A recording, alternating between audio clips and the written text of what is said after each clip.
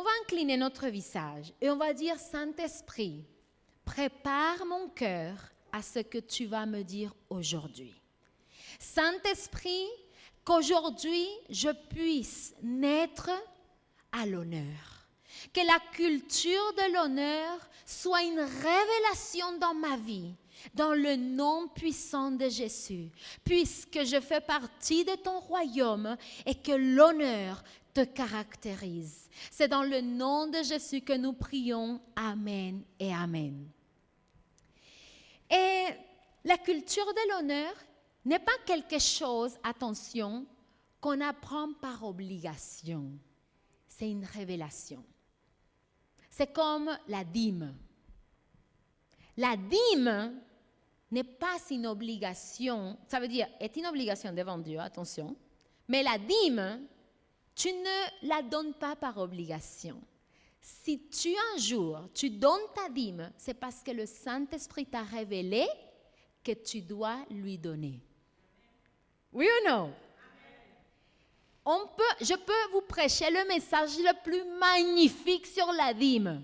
Mais si le Saint-Esprit ne t'a pas révélé ça, j'ai perdu mon temps. L'offrande, le service à Dieu, c'est une révélation. Mais l'honneur, c'est encore une autre révélation. C'est pourquoi aujourd'hui, avant de partager ce message, je veux vraiment que tu puisses être conscient que si tu fais partie du royaume de Dieu, cette caractéristique doit faire partie de ton quotidien. Amen. Donc, on va voir 3 choses. Comment on peut connaître qu'on vit ou pas dans la culture de l'honneur. On a dit honorer. Honneur, c'est quand on a une grande considération pour quelqu'un. Amen. Et qu'on veut reconnaître cette considération ou cette chose bien que la personne a faite.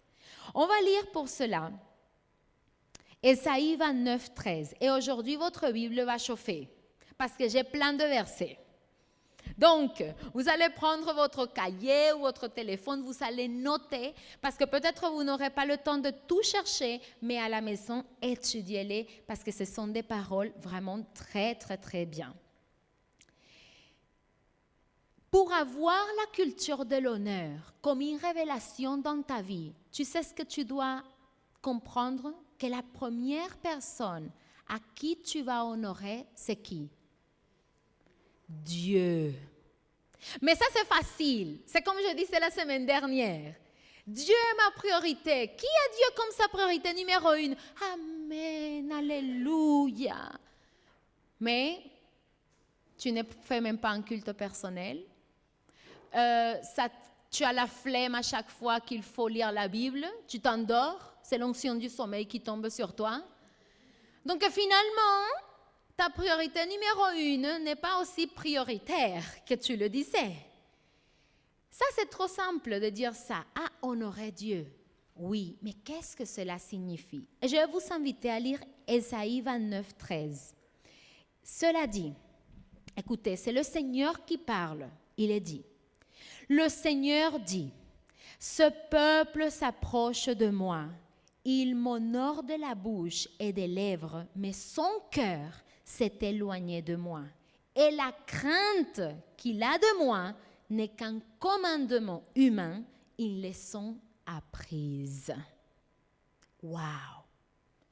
Dieu même dit, le peuple dit que je suis sa priorité. Le peuple dit que je suis son Seigneur. Néanmoins, ce n'est que des mots, parce que dans leur cœur, ils sont autre chose en tête. Parce que dans leur cœur, ils sont d'autres importances, d'autres priorités. Et la vraie chose pourquoi ils font ça, soi-disant de m'honorer, c'est parce que c'est un commandement, c'est parce que c'est quelque chose qu'ils doivent faire. C'est un peu comme payer les impôts. Qui raffole de payer ses impôts ici? Personne.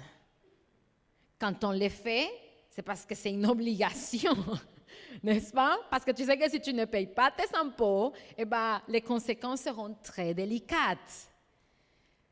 Qui aime payer une amende? Personne. Si tu pouvais la faire disparaître, gloire à Dieu. Mais tu dois le faire parce que sinon, ça peut devenir encore plus grand, plus grave. Oui ou non? Ce que Dieu reprochait au peuple, c'était ça justement, qu'il faisait les choses, pas parce qu'il l'aimait véritablement, mais parce que c'était une habitude, une obligation. Et le Seigneur a dit, cette attitude-là me déplaît, parce que je ne veux pas des mécaniques, je ne veux pas des robots, je veux des gens qui m'aiment véritablement. Donc, j'ai trouvé dans la Bible 3 choses par lesquelles tu peux appliquer l'honneur à Dieu. Comment je peux honorer mon Seigneur, mon Dieu, tous les jours? Regarde 3 versets que j'ai trouvés expressément pour nous ce matin. Première façon dont tu peux honorer Dieu, c'est avec tes biens, avec ce que tu as. Et ce n'est pas moi qui le dis. Proverbe 3, verset 9 nous dit la chose suivante. Honore l'Éternel avec tes biens et avec les produits, avec les premiers de tous tes produits. Honore l'Éternel avec tes biens. Qu'est-ce que ça veut dire? Je ne cesserai ou je ne me fatiguerai pas de dire ça. Quand tu as du mal à te détacher de ton portefeuille, tu as du mal à te détacher de ton cœur. Pourquoi, quand l'homme veut conquérir le cœur de sa chérie, il devient généreux? Aïe, aïe, aïe, aïe, aïe. Fleurs, bijoux, restaurant sympa, je sais pas, la moindre occasion, oh là là, truc sympathique, tiens, ta, ta, ta. Mais une fois que la femme lui appartient, qu'ils sont déjà mariés, s'il te paye un kebab, c'est déjà une grâce. S'il te récupère un truc chez Babou, c'est déjà gloire à Dieu.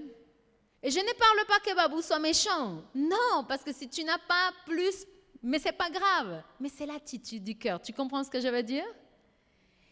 Pourquoi l'être humain est comme ça?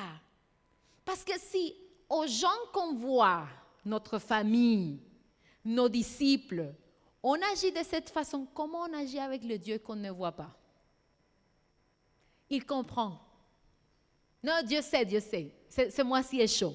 Mais le mois prochain, et on procrastine même la dîme avec le Seigneur. Le mois prochain, Seigneur, tu vas voir. Mais la Bible nous enseigne, si tu veux honorer l'Éternel, honore-le avec ce que tu as. Il ne dit pas que tu aies beaucoup ou pas beaucoup. Il dit ce que tu as. Il ne s'intéresse pas à si c'est beaucoup ou pas beaucoup. À ton cœur, c'est ce qu'il regarde. Mais s'il sait que tu peux donner plus pour l'honorer et tu donnes le petit kebab, ton cœur se dévoile incorrect devant le Seigneur. Amen. Donc, comment je vais honorer le Seigneur? Première chose, avec mes biens, avec ce que j'ai. Si c'est beaucoup ou pas beaucoup, le Seigneur ne regarde pas ça. Le Seigneur regarde avec quelle attitude de cœur je l'honore. Amen. Deuxième chose, comment j'honore Dieu? Quand on propage sa parole. Regarde, ce n'est pas moi qui le dis, c'est la Bible. 2 Thessaloniciens 3, 1 dit la chose suivante. Priez pour nous afin que la parole du Seigneur se propage et soit honorée comme elle est chez vous. Quand la parole de Dieu se propage, quand dans ton lieu de travail tu parles de la parole de Dieu, quand tu fais une cellule même si tu es fatigué de ta semaine ou de ta journée au travail, quand tu viens à l'église et que tu partages avec ta famille ce que Dieu t'a parlé, qu'est-ce qui se passe? Qui reçoit l'honneur? Le pasteur? Non! Qui reçoit l'honneur? Toi, parce que, oh là là, que tu es un bon leader, après cette journée de travail, tu viens, ta cellule. Oh là là, non. Qui reçoit l'honneur? Le Seigneur. Amen. Quand tu propages la parole, quand tu dis à quelqu'un, tu sais quoi, je t'invite à l'église ce dimanche, qui reçoit la gloire? Le Seigneur. Parce que quand tu fais cela, tu dis, Seigneur, je veux que la personne que j'invite puisse avoir ta parole dans son cœur. Amen. Et ça change des vies. Et c'est ça justement que Dieu veut. Si je veux honorer Dieu, il faut que sa parole sorte de ma bouche. Amen. Troisième chose, si je veux honorer Dieu, je vais mener une vie droite. Jean chapitre 9, verset 31 dit la chose suivante. Nous savons que Dieu n'exauce pas les pécheurs, mais qu'en revanche, si quelqu'un l'honore et fait sa volonté, il l'exauce. Qui est pécheur dans ce lieu? On est pécheurs. On est tous pécheurs. Romains 3, 23 dit, parce qu'on a tous péché, on a été destitués de la gloire de Dieu. On a tous péché. Arrêtons de... Non, mais je tué personne. Ben, encore heureux. OK? Mais même si dans le passé, tu as tué quelqu'un, j'ai une bonne nouvelle pour toi. Ce n'est pas grave. Le Seigneur te pardonne. Amen? Tu dois payer les conséquences, mais ce n'est pas grave. Dieu va te pardonner tout de même. Maintenant, ce que nous devons viser, c'est quoi? C'est que notre vie quotidienne doit être une vie de sainteté. Est-ce qu'on va être parfait? On va être parfait? Non, on ne sera pas parfait. Mais si avant, je m'énervais facilement, maintenant, pour mener une vie droite, qu'est-ce que je vais faire? Me mordre la langue quand j'ai envie de tuer quelqu'un. Il faut mieux que tu te mordes la langue que tu pêches. Oui ou non? Peut-être ta langue les premières semaines va être un peu blessée, mais au moins tu n'as pas blessé le cœur de quelqu'un. Amen? Des choses pratiques. Je vous parle des choses pratiques aujourd'hui. Si j'étais peut-être quelqu'un qui aimait trop la couette, en plus avec ce froid-là, que tu sors un doigt et il devient bleu. Non. Je voudrais tellement rester sous la couette. En plus avec les films de Noël, c'est pas juste. Il y a trop de tentations en ces moments-là. Eh bien, j'ai une bonne nouvelle pour toi. C'est pas péché, tu sais. Tu peux regarder un film de Noël, tu peux te reposer. Mais quand ça devient déjà une mauvaise habitude de paresse, est-ce que tu honores Dieu? Non. Non. Parce que la Bible nous enseigne que le paresseux n'est pas agréable au Seigneur. Attention, cela ne veut pas dire qu'on n'a pas le droit de se reposer. On a le droit. Mais quand ça prend le dessus, quand Dieu te dit, va prier, mais que tu es là tellement confortable, non, c'est après. Là, tu pêches. Donc, menons une vie droite. Menons une vie qui soit digne d'être imitée. Amen. Que tes enfants te voient. Mon défi s'appelle Isabelle. Ça, c'est mon défi à moi. Parce qu'en plus, ma fille est une bonne imitatrice. Tout ce que son père fait, elle le reproduit. Mais tout. Même, vous savez, à la maison, on parle qu'espagnol. Mais parfois, son papa oublie et il y a un mot en français qui apparaît. Qu'est-ce que la petite enregistre? Le français. Tiens, et moi, toma.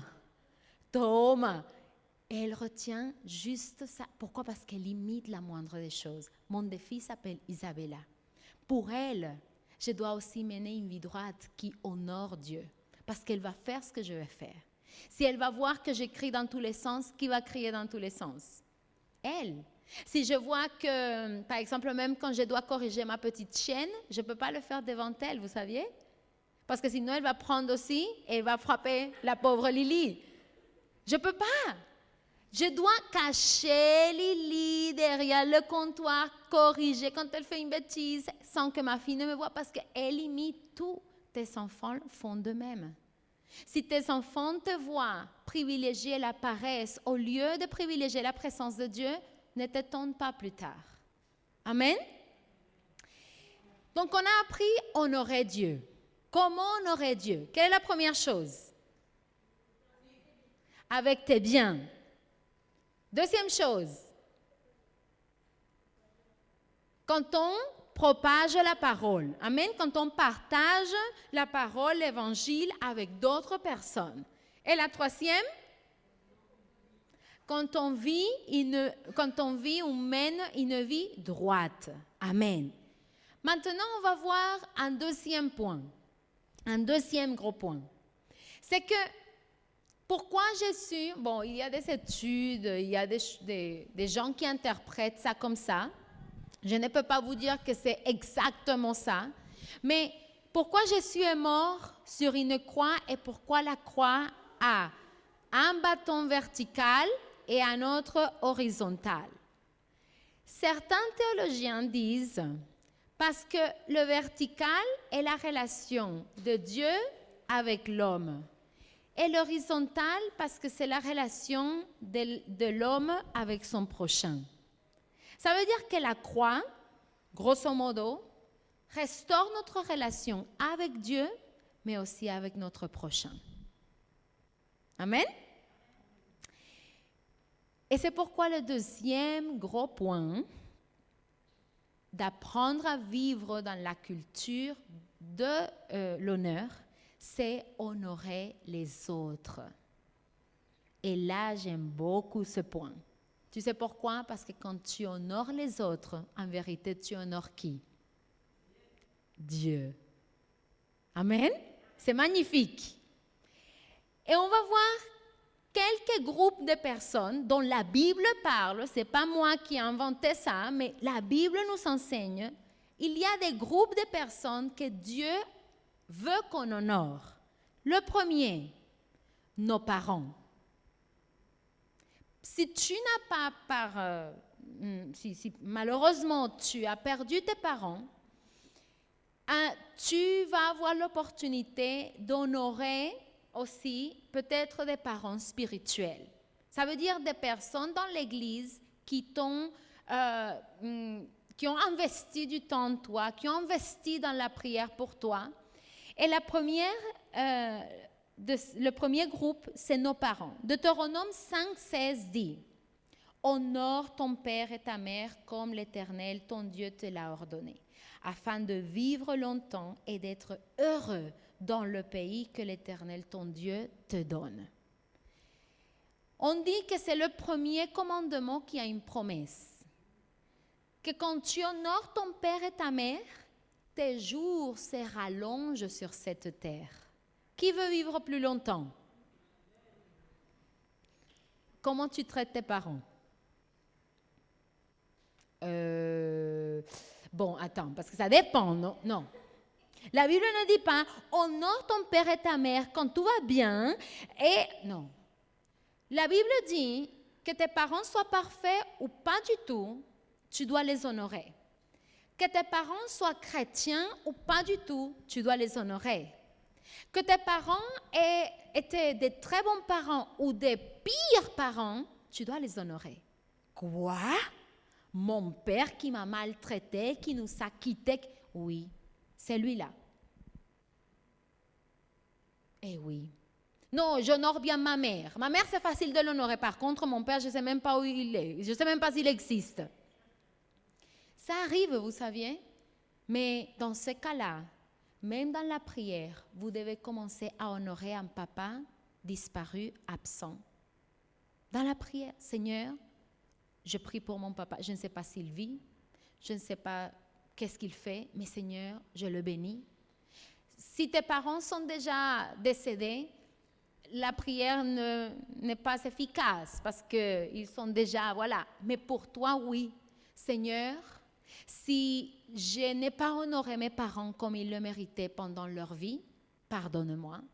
Seigneur, si j'ai irrespecté, si j'ai répondu, si j'ai fait des choses incorrectes avec mes parents qui ne sont plus, lave-moi avec ton sang. Vous comprenez? Honorer ses parents. C'est quelque chose qui doit être un principe pour nous, un principe de vie. Amen? Dis avec moi, honorer mes parents, c'est un principe de vie. Ce n'est pas quelque chose qui doit être une obligation, c'est un commandement de Dieu que tu dois faire avec amour. Comment je vais honorer mes parents? De quelle façon? Il y en a tellement, mais je voudrais te donner peut-être quelques exemples. Si tes parents sont déjà âgés et que peut-être ils sont seuls à la maison, tu sais, prends un moment, prends une journée et va t'occuper d'eux. Va nettoyer leur maison, va leur faire un bon repas chaud, partage avec eux, mange avec eux, fais quelque chose pour dire à tes parents, tu sais, peut-être notre relation n'a pas été la plus cordiale au monde, mais je t'honore parce que tu es mon père ou ma mère. Amen. Honorer ses parents, c'est accepter qu'on a fait des torts aussi en tant qu'enfant. Et de dire, papa, maman, tu sais, je t'ai mal parlé, j'ai gardé de la rancune envers toi pour ceci, cela, mais aujourd'hui, je laisse tout ça dans les pieds du Seigneur Jésus-Christ. Parce que je t'honore, je t'aime. Au fait, honorer les parents, parfois on imagine le mot honorer avec des grands cadeaux. Mais l'honneur, c'est quelque chose qui commence par l'attitude. Comment tu réagis face à tes parents? Tu sais, pour mon tempérament et le tempérament de ma mère, il y avait beaucoup de clashs, voilà. Parce que ma mère a un tempérament très calme et le mien est feu-flamme. Donc, moi, je voulais qu'elle soit plus rapide, elle était plus lente. Et donc, ça... Elle se laissait faire et moi j'étais là, disposée à me battre. Vas-y, mais non, on n'accepte pas ça.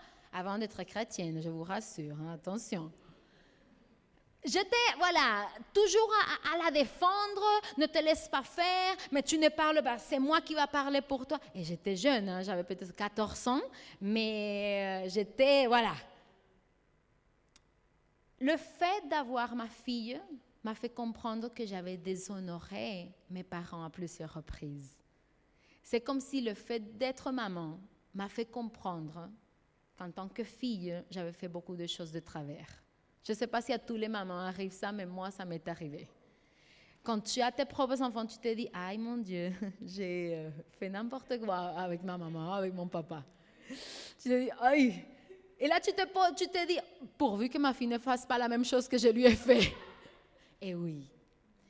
Alors, pour ne pas avoir de regrets, tu sais quoi? Allons les honorer maintenant qu'il y a le temps. Amen. Prends du temps avec eux, partage avec eux, aime-les et surtout exprime tes sentiments envers eux. Ça fait du bien d'entendre l'amour qu'un enfant a pour ses parents. Amen. Deuxième façon d'honorer les autres.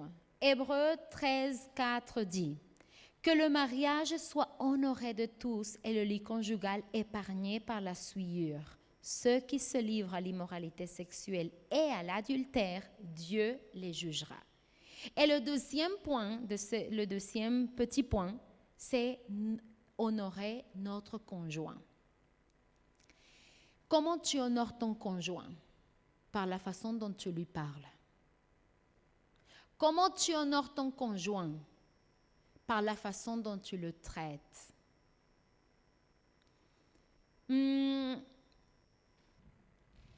L'honneur ne doit pas se faire simplement pour l'anniversaire de mariage ou la Saint-Valentin. Je déteste ces histoires-là parce que à la Saint-Valentin, même les pires deviennent des cupidons. Et dès que la Saint-Valentin passe, hop, un coup de pied. Tu sais, je préfère ne pas fêter la Saint-Valentin, mais oui, tous les autres 364 jours de l'année, que de réserver un jour pour dire je t'aime à mon mari. Honorer ton conjoint va dans la façon dont tu regardes des personnes du sexe opposé. Peut-être tu n'es pas marié et tu dis « Ah, ça va, je ne suis pas concernée avec ce point-là. J'ai une bonne nouvelle pour toi. Oui, tu es concerné. » Tu sais pourquoi? Parce que dès maintenant, tu te préserves pour celui qui sera ton mari ou ta femme. Dès maintenant, la façon dont tu regardes d'autres filles va montrer comment tu vas être en tant que mari. Dès maintenant, en tant que femme, comme tu parles à ton père, à ton frère ou à d'autres hommes de ton entourage, va montrer beaucoup de comment tu vas parler à ton mari une fois que Dieu te le donnera. Donc, honorer son conjoint va dans les petites comme les grandes choses. Honorer son conjoint va aussi peut-être te faire prendre un balai alors que tu arrives tout fatigué de ton travail. Mais ta femme aussi, elle est fatiguée. Ou le mari aussi est fatigué. Qu'est-ce que tu peux faire? Réfléchis pour honorer ton conjoint. Qu'est-ce que tu peux faire pour honorer la personne que Dieu t'a donnée à tes côtés? Est-ce que peut-être cette personne aime beaucoup marcher, mais toi tu détestes ça? Pourquoi tu ne l'honores pas, justement en lui proposant toi-même d'aller marcher un peu? Est-ce que je suis claire? Amen. Vous comprenez un peu de quoi je parle? Honorer, ce n'est pas simplement l'attitude, c'est aussi l'action. Qu'est-ce que ça me pousse à faire pour les autres? Troisième petit point, nous devons honorer nos autorités. Proverbe 27, 18 dit, « Celui qui soigne un figuier en mangera le fruit, et celui qui veille sur son maître sera honoré. » Honore tes autorités dans tous les milieux, que ce soit à l'église. Comment tu traites ton leader de cellule? Tu sais que ton leader de cellule paye un prix pour toi?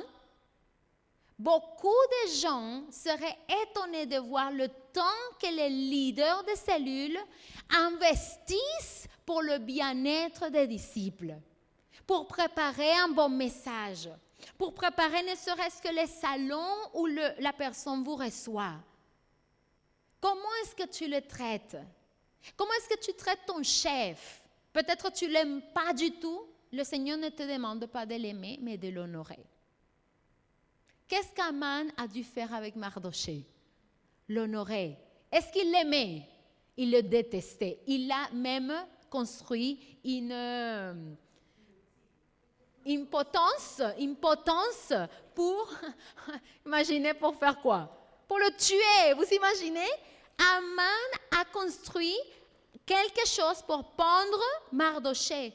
Et il a dû l'honorer, le promener, crier dans tous les sens. Voici ce que le roi fait à l'homme que le roi veut honorer. Ton chef, comment tu traites ton chef? Celui-là, là. Pip! Non, pas ici. Il n'y a pas de gros mots qui sortent de nos bouches. Amen?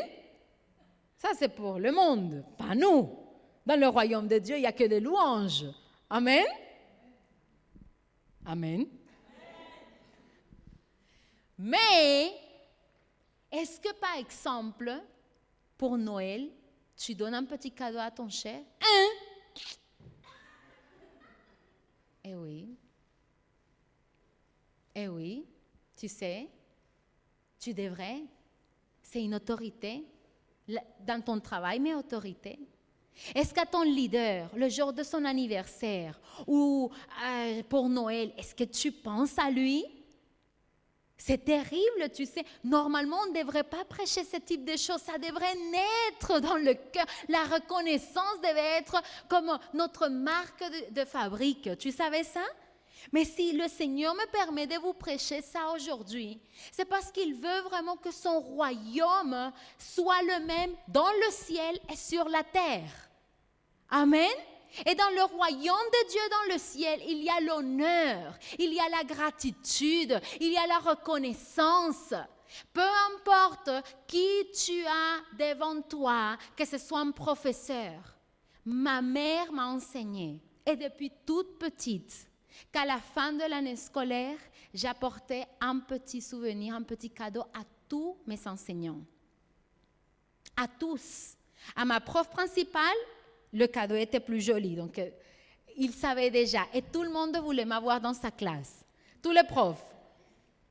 Et je remarquais que même les profs les plus durs et difficiles, je les gagnais parce qu'ils voyaient qu'à chaque fois, en Colombie, on célèbre tout. On célèbre le jour de la chaise, le jour de la télé, on célèbre le jour du professeur. Et toutes les années, pour le jour du professeur, ma mère me faisait des petits paniers pour donner à mes enseignants. Et donc, bien, on arrivait, vous savez comment à l'époque, avec les pommes, les fleurs, qu'est-ce que ça fait que tous les enseignants étaient touchés par ça et ils commençaient à te traiter mieux. En Colombie, ce n'est pas comme en France, les profs ne sont pas aussi ils sont un peu plus, voilà, dans la tendresse. Mais je me souviens que le fait de faire ça faisait que l'enseignant soit toujours agréable avec nous. S'il te plaît, je vais te donner ici un indice d'improf, parce que moi je suis enseignante, d'accord, dans la vie réelle, je suis prof aussi. Je vais te donner un conseil. S'il y a un prof qui n'aime pas trop ton enfant, prépare-lui un petit cadeau et demande à l'enfant de lui apporter. Tu vas voir. Tu vas voir. Ça va changer. La personne va être bouleversée. Pourquoi? Parce qu'elle sait qu'elle a été méchante avec l'enfant. Et le fait de recevoir un petit cadeau... Hein? C'est pourquoi? Hein? Non, maîtresse, tout simplement pour vous remercier. Bon, bah merci, hein, Pépito. Hein? C'est gentil, hein? Et ça va changer tout de suite l'impression que la maîtresse ou le maître va avoir de ton enfant. Il faut être intelligent. Si tu veux que les professeurs s'occupent bien de tes enfants, gagne-les. Sois de leur côté. Ne sois pas du côté de l'enfant. Si l'enfant est rebelle avec le professeur, tu ne vas pas gronder le professeur. Tu vas gronder l'enfant. Parce qu'il faut honorer l'autorité. Amen? Honore l'autorité. Que ça ne soit pas une obligation. Honore l'autorité parce que c'est une bénédiction pour ta propre vie et pour ta famille. Amen? 4e petit point. Honorer qui? Les plus démunis. Parfois on oublie ce côté-là. Proverbe 14, 31 dit la chose suivante. Exploiter le faible, c'est insulter son créateur. Aïe, aïe, aïe. Messieurs. Mais faire grâce aux pauvres, c'est l'honorer. Waouh! Tu sais qui est le pauvre? Le pauvre commence par celui qui n'a pas Jésus. Même s'il est le plus riche, il est pauvre. Parce qu'il n'a pas la richesse la plus grande qui s'appelle le salut. Amen. Mais là, spécifiquement, je parle des plus démunis. Il y a un verset que je ne vous ai pas mis parce que sinon ça fait une liste éternelle. Mais il est dit qu'on doit honorer les vieillards. On doit honorer les personnes âgées. On doit apprendre à nos enfants que dès qu'une personne âgée entre quelque part, on lui doit du respect. Que si dans les transports en commun, il y a une personne âgée qui monte, on se lève et on donne la place. En Colombie, si tu ne fais pas ça, ou bien la chose qui m'a impressionnée ici, des vieillards en train de faire la queue dans le supermarché, mais des queues éternelles. Et moi, fâchée, j'étais désespérée. Mais David, on ne donne pas la place au monsieur. Là, regarde, il est presque en train de tomber là. C'est une personne âgée. Waouh! J'ai dit, Père, si tu ne respectes pas la personne âgée, tu n'as rien compris. L'honneur vient, peut-être c'est la personne la plus mauvaise au monde, mais parce qu'elle est âgée, elle mérite du respect, de l'honneur. Elle a vécu une vie que tu n'as pas vécue. Amen. Les plus démunis, c'est aussi, et maintenant surtout, vous savez, c'est froid, on a des vestes. Oui qu'on a des vestes, merci Dieu. Mais tu sais combien de personnes n'ont même pas une veste à se mettre? Et toi, ton placard est presque en train d'exploser tellement il y a des choses.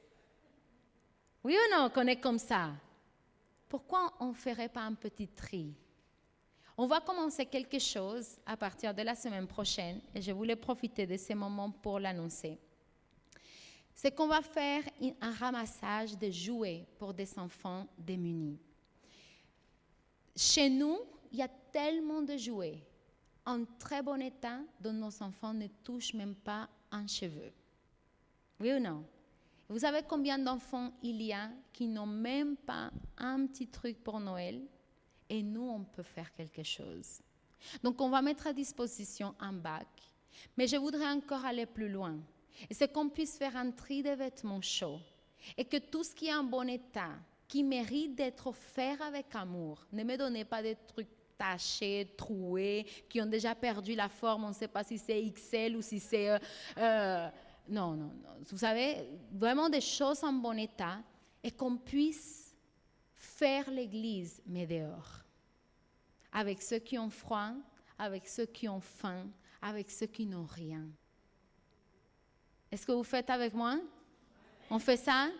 On va faire un tri et on va motiver à nos enfants, on va leur enseigner. Voilà ce qu'on va faire. On va sortir tout ce que tu n'utilises pas mais qui est en très bon état et on va le donner à des personnes démunies. Parce que quand tu honores ces personnes, tu honores ton Créateur. Amen. Est-ce qu'on peut acclamer le Seigneur ce matin?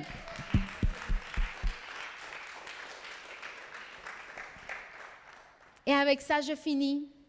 C'est les bénéfices dans la culture de l'honneur. Parce que j'ai une bonne nouvelle pour toi. Tout n'est pas faire. Quand tu fais, quand tu agis dans la culture de l'honneur, tu reçois des bénéfices. Qui aime les bénéfices?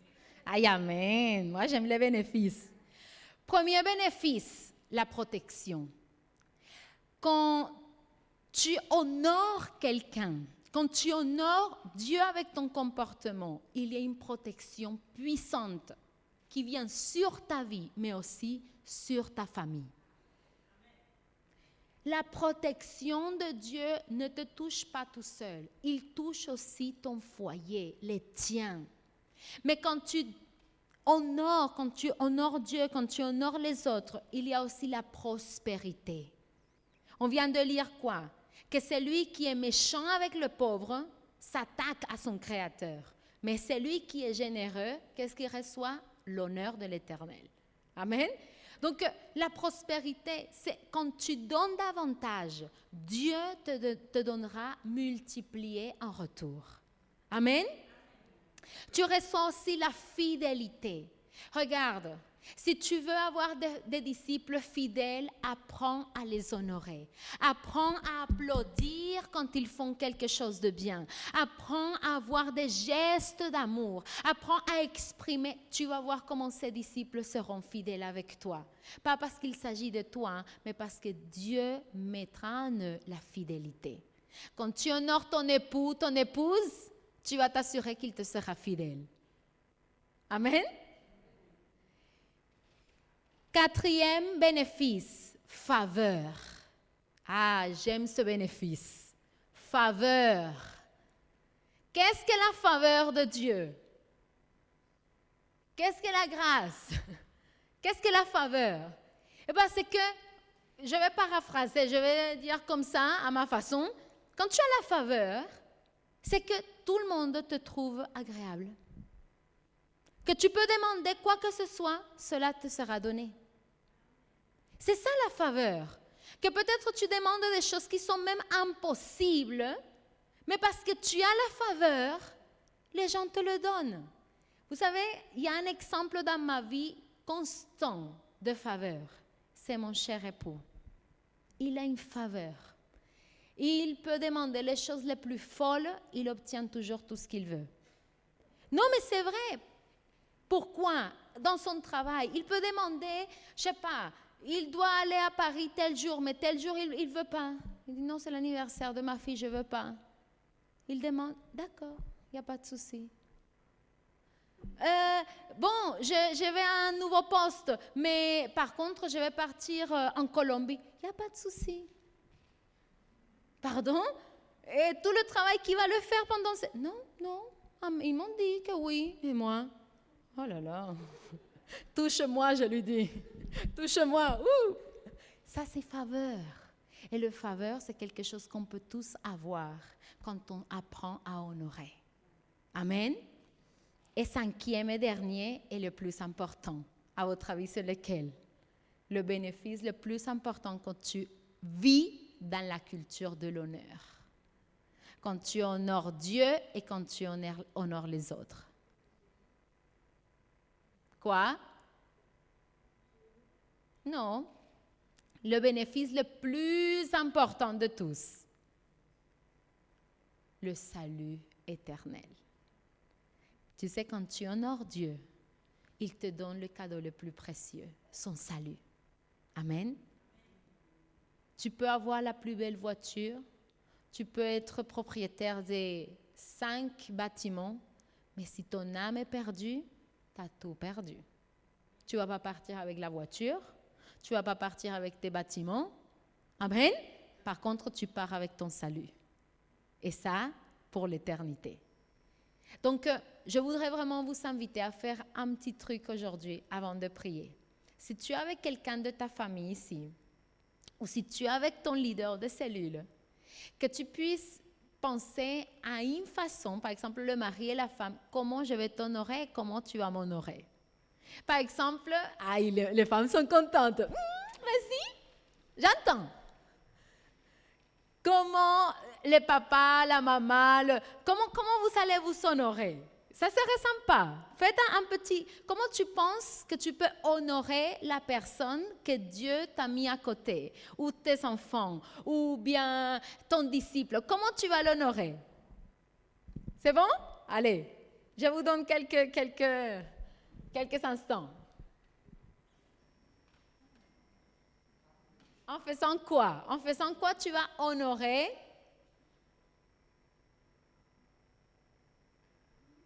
l'autre personne? C'est bon? Je peux demander? Quelqu'un ose?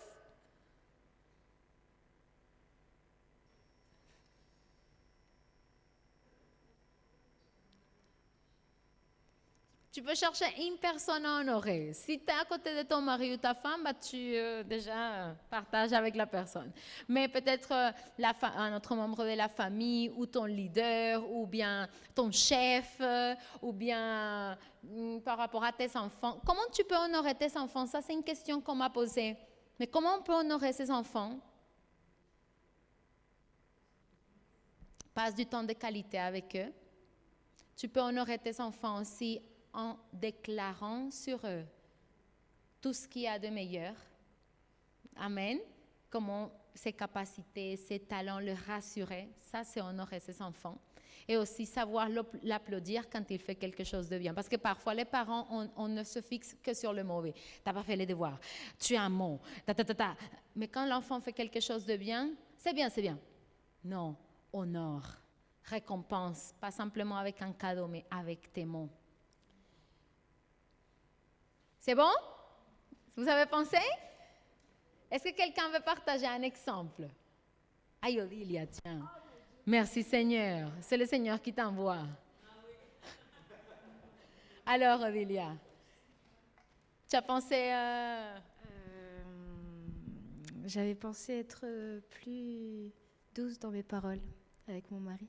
Amen. Ça, c'est bien. C'est pas mal déjà. Est-ce que quelqu'un d'autre? Profitons. Vous savez pourquoi moi je me dis? Parce que le jour où on sera dans le stade lumière, on ne pourra pas faire ça. On ne pourra pas poser des questions à tout le monde. Amen? Oui, dis donc, quelle foi. Amen ou pas amen? Les jours où il y aura une multitude, je ne peux pas aller demander à chaque personne. Maintenant, on profite. Donc, Joël, viens.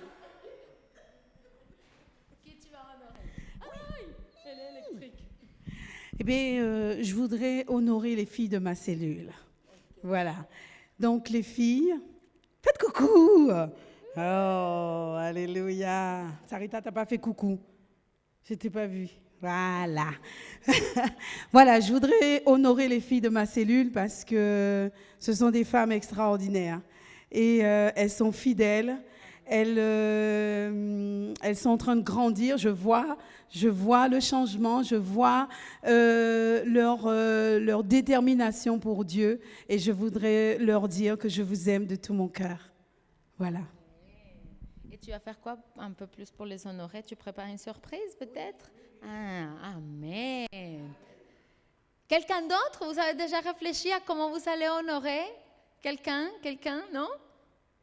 Vous avez pensé mais vous ne voulez pas dire. Alors on va prier. Donc je t'invite à te lever là où tu es. On va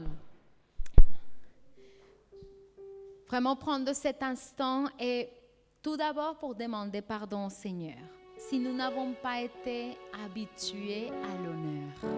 Amen. Parce que vous savez, l'honneur c'est quelque chose qui s'apprend en fait. C'est une révélation. Donc si tu n'as pas été habitué à quelque chose, tu ne peux pas du jour au lendemain dire « Ah tiens, je vais commencer à être le plus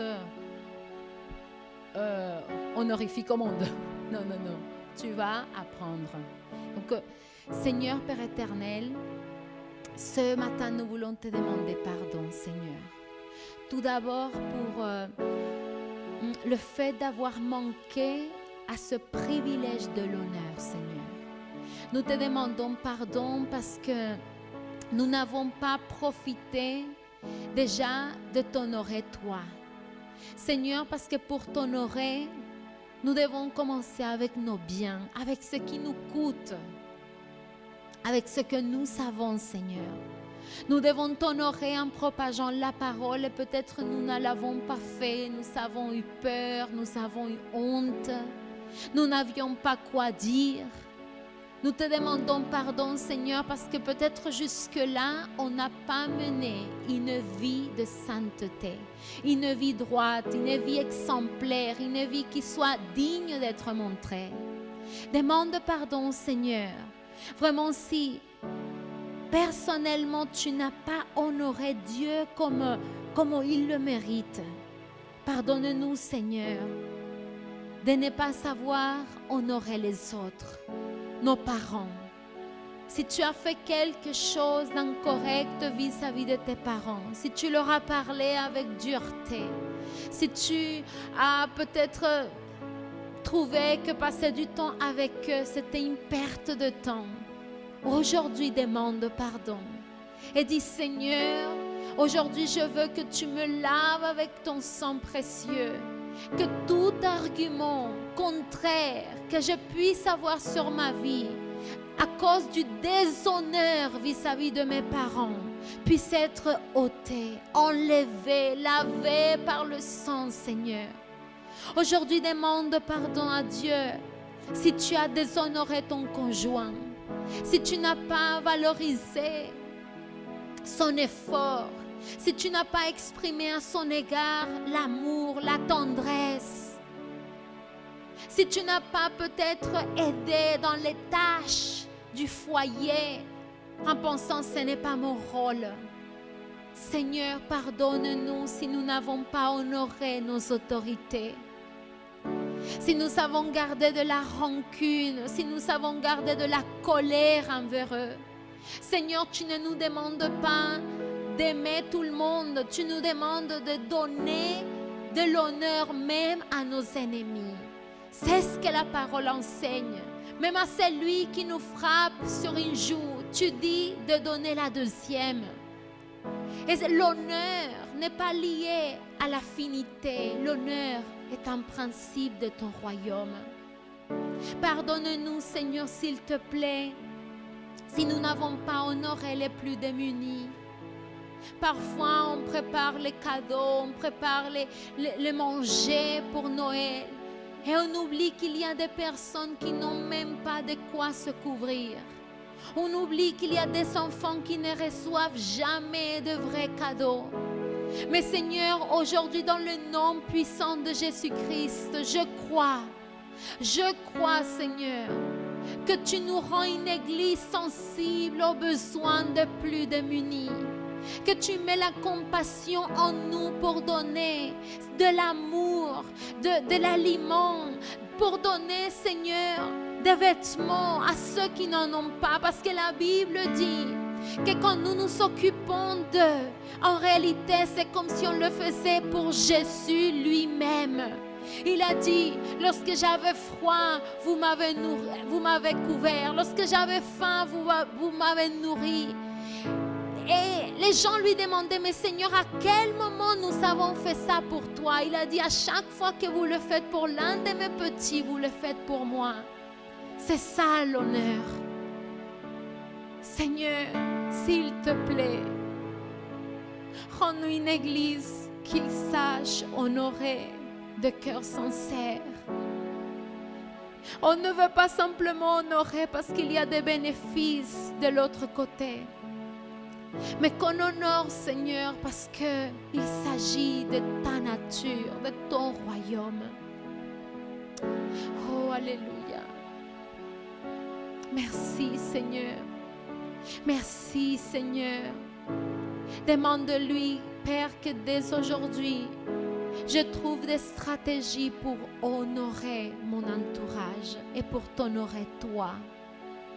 Que dès aujourd'hui, tu me montres de quelle façon je peux le faire, Seigneur. Père, que je profite de ce temps de fête, de fin d'année, pour exprimer qui est Christ au travers de moi. Je te rends grâce, Seigneur, et c'est dans le nom de Jésus que nous savons prier. Amen et Amen.